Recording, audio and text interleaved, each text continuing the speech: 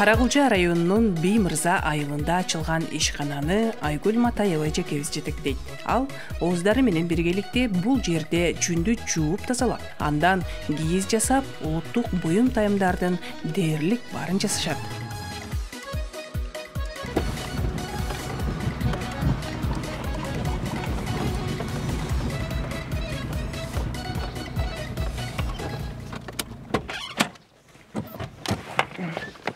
Geldin mi?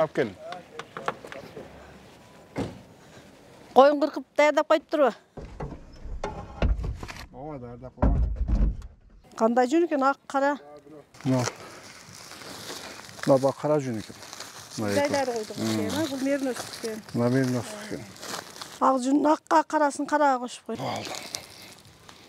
Bu jündördü algandan keyin uşul boyunca sırası giyizge ketpeydi. Bular demi kırkılgan boyunca hazır жаздык жүндүн немеси уйгагы чөп чары жок эле болот, таза жерге кырккан болсо. Ошол боюнча тутканга кетет. Ага чейинкисин биринчи жууп тазалайбыз, чөптөйбүз, уйгактары болот, аларын алабыз.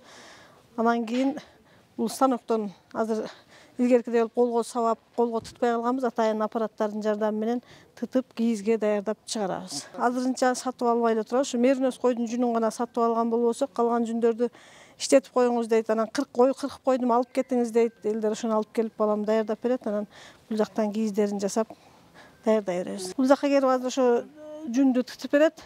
2 мешек ала келсеңдер, азыр. Ошо станоктон бул балам өткөрүп баарын даярдап берет. Анан кийизге алып чыгабыз.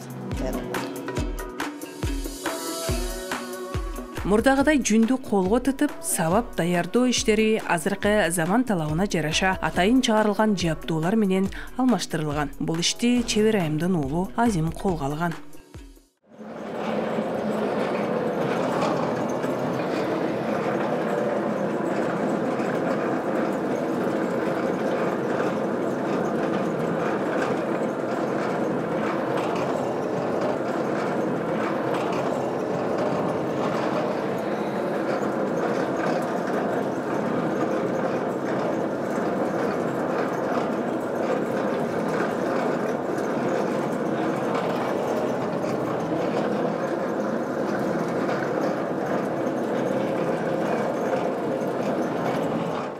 Станок 2 жол салынат. 2 жол салынгандан кийин бул баягы илгер апаларыбыз сабап барпайтып коет эле, ошондой болуп тазаланып берилет. Мындай кырктары, анча-мынча майда чөп чарлары астына түшүп таза болот. Анан кийин мына станокко тутулат. Кийинкиси бул станокко тутулуп, анан кийин кийизге даяр болот. Эми биз кийиз канча кийиз буйртма болсо ошого ылайыктап эле тутабыз. Негизи кечке тытсаң 300-400 кг тутуп койсоң болот. Бирок бизге эми шырдаканан азыр мына жазында көбүнчө боз үйгө буйртма бар, боз үйлөрдү жасап бер деген. Мына жүндү 2 жол өткөрдүңбү? Эми ана станокко да 1 жол өткөрүп кой. Мына жагында мыктары жок бекен, уларын карап зымпың кирип кетпесин.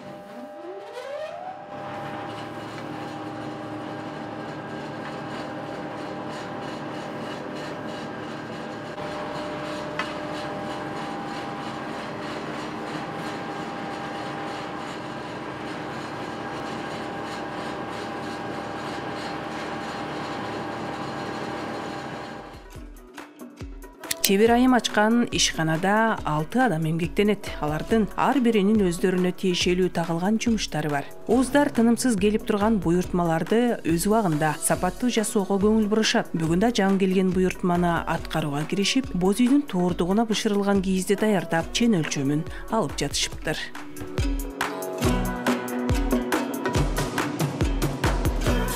Жүн үлпүлдөтө тытылып бүткөн соң аны тегиз жерге жайып алышат. Жүндү бакып, ирети менен ишти уланта беришет. Ошо мына биринчи кабатты кызыл кой менен кара койдуку бир аз аралашкан. Эми кызыл кой, кара кой көп да. Ал биринчи кабатына ошону коебуз, а экинчи кабатына бул Романовский койдун жүнү.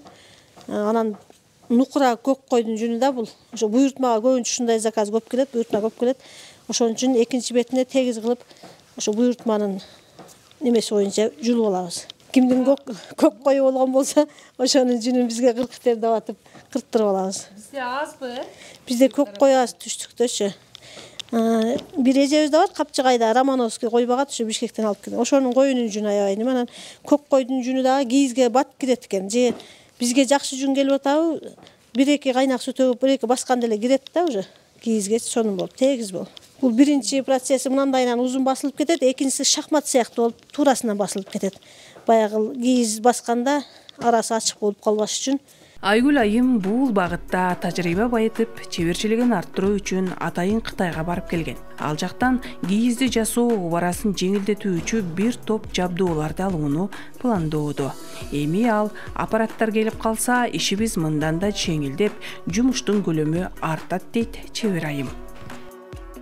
Мына сону тутулуп тура. Ошо жүндө чөп жары жок бир сону. Кармагың эле келет.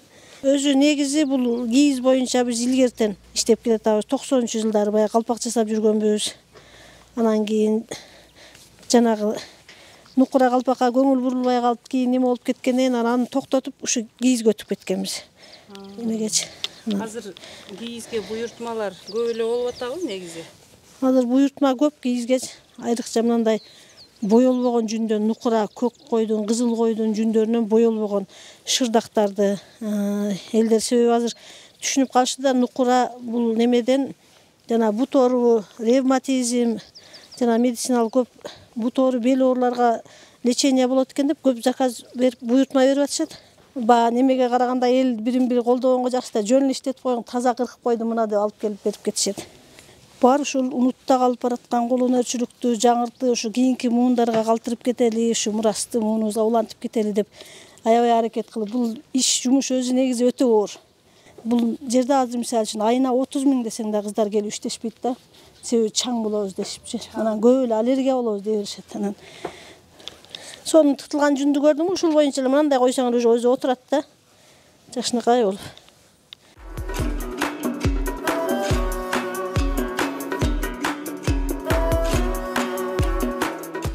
Кийизди жасап жатканда негизи от жакшы жагылыш керек. Ошондой эле суу шаргайнаш керек экен. Азыр биздин суубуз да шаргайнаптыр.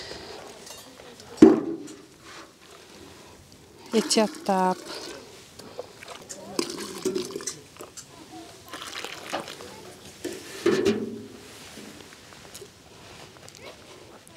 Кайгана алып барайын эже? Суу даяр болду. Ооба. Кыздар гана келгиле, жардам бергиле.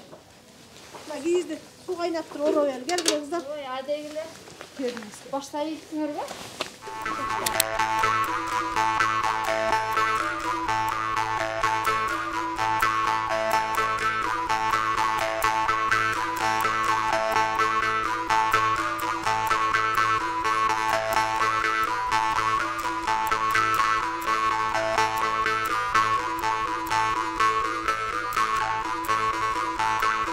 Бышыкпайлы эле нары жылып кетпесин. Кийиз киргенден кийин бошошуп кетет да. Гүлдана, мынаны. Ошодан баштап оройсуң, нары ороптур, нары тоголот деп келгиле. Кийиз сонун, бышык, элге, журтка жага турган, кызмат кыла турган кийиздерден болсун, мынтип тээп койсоң, ба кайнак суу, муздагычакты тээп, неметип калыш керек да, кирип калмайчы.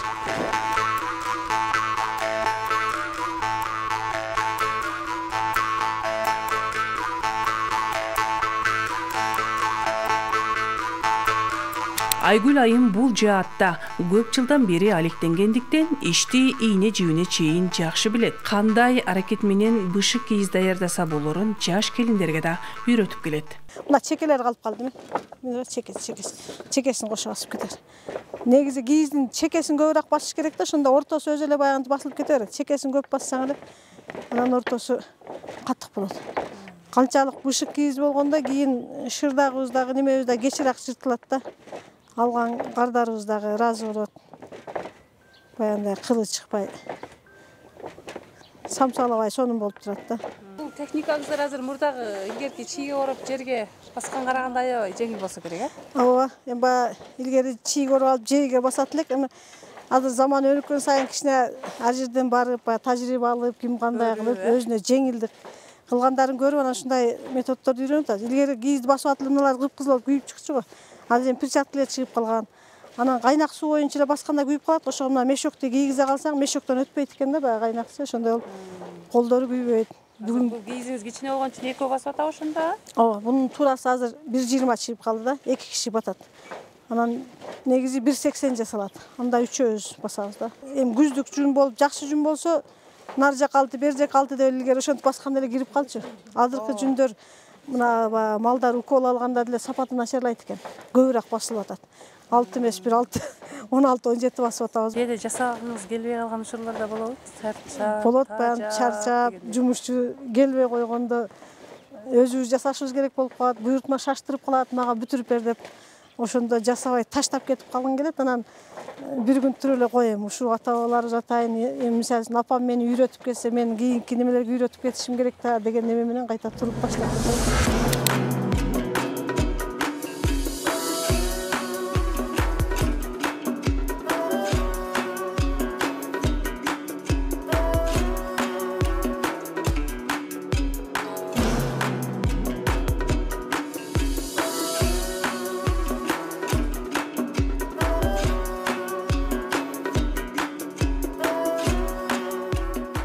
Негизи ушу кызыккан кыздар үчүн атайын ушул эки кыз айтып атпаймынбы, Улайтал айыл өкмөтү деп. Ошол жактан да ушул экинчи филиал кылып дагы бир ишкананы ачтык. Жаңы эле ачылды, эми жумушун баштап атат. Ошо кыздар ошол жакта иштейт. Бул жакта жумуш ордун көбөйтүп туруп, ал жактан дагы айыл жериндегилер келип иштебей, ошол жакта иштей берсин деп көбөйтүп атабыз. Көк койдун жүнү ушу айтып атам жаңы Романовский койдун жүнү. Анан негизи козунуку жакшы кирет да. Жанагы бир укол бар, Ивермек деген. Жана жөлөккө каршы укол өтө зыян экен да. Негизи илгеркидер эле койлорду баягында илгери морчо деп коет эле, билесиңерби? Кралинге салат эле го. Ошондой методко өтүш керек болуп атат. Ал укол этин жегенге деле немеге деле зыян болот экен да. Бул жүнгө да зыяны тиет экен анычы. Жасаган кейиздери ойдогудай кирип, каалаган абалга келип калса, түйшүктүү менеттеринин акыбети кайтканына сүйүнүшүп, баары кудуңдап кубанып калышат. Кээде аны ырымдап, буйртма берген адамдын пейилинин жакшысынан, ананда биздин маңдай тер менен иштеген ак эмгегибиздин жыйынтыгы деп да жоромолдоп коюшат. Ар бир септи кабаганда, кийиз жасаганда да айтасың го, бул характер аябай жакшы адамдын заказын жасап атабыз, жакшы кирип атат деп каласың. Бул да жакшы эже болчу, заказ берген. Бир жыл карап коесуздар. Башка жактан деле неме таап бердим, мен нарында жасайт, ошогодо жасатчы, Бишкекте жасайт десем болбой эле 1 жыл жармашып жүрдү да. Анан айттым, сиз аябай жармаштыңыз го, мага жасап берди. Жоромолдоп коесуздар ошентип. Анан Мүнөзү жакшы. мүнөзү жакшы деген кийиз да сонун болуп кирди да. Адамдын Пейилине жараша деп калабыз да. шар жүргөн Кээ биринин кийизи даяр болсо деле шырып бүтпөй эле кыйналып калабыз да кыздар болчу. Бир арасында начар характер бар ошойт деп коебуз. Сонун чыкты, буюрса. Мына бул жак бети көк, бул жак бети мындай түс болуп чыкты. Эки жак бетин тең иштетсек болгудай болуп калды. Ойдогудай эле болдубу негизи? Сонун болду. Аябай сонун болду. Азыр эми буну кирдейбиз, жууйбуз. Тазалайбыз, ошо менен даяр болуп калат. Неме жеңилирээк болсо ыргытып ийишет, тяжелый вес мен турушум керек болот. Болду? Мынтип чоюп неметкенден кийин эле тегиздеп калат да.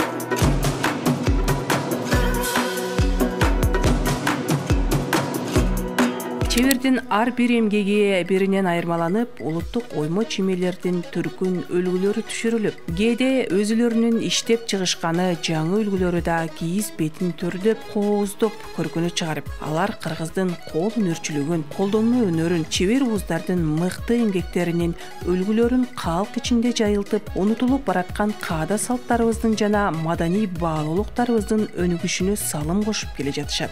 Айгүл айым жетектеген кыз келиндердин колунан түркүн түскө ээ болуп жасалган кийиз буюмдары айылдагы тойлордо, музейлерде жана көргөзмөлөрдө бийик баага ээ болгон учурлары арбын.